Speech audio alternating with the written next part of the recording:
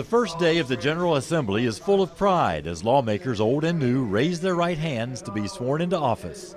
And do you further solemnly swear that since the adoption of the present Constitution, you have not fought a duel with deadly weapons?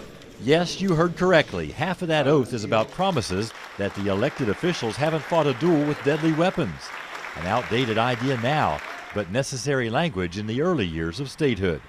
Dueling was a very prominent fact of life in the antebellum period. EKU history professor Dr. Thomas Appleton says dueling was once considered an honorable way to settle differences and didn't necessarily mean a fight to the death, although there was usually some bloodshed. As the antebellum period progressed, rowdyism entered the picture, and younger sons of the upper class would get drunk and would have duels over some meaningless things.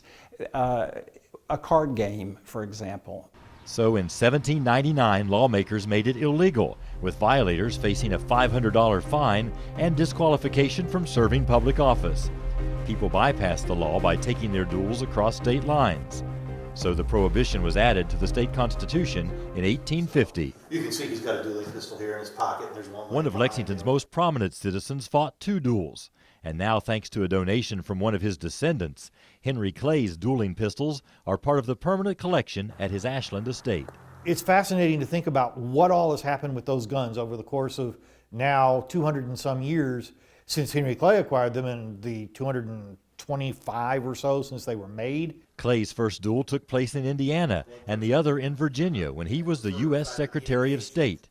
Historians don't believe Clay fired these pistols because in both cases he was the challenger, and by custom the opponent got to choose the weapons.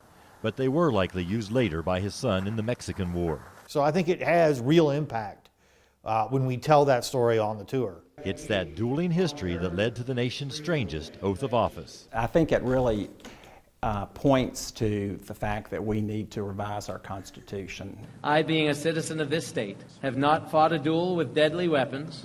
Our politicians still have plenty of disagreements, but it's good to know they're not allowed to shoot each other. It's right there in the Constitution.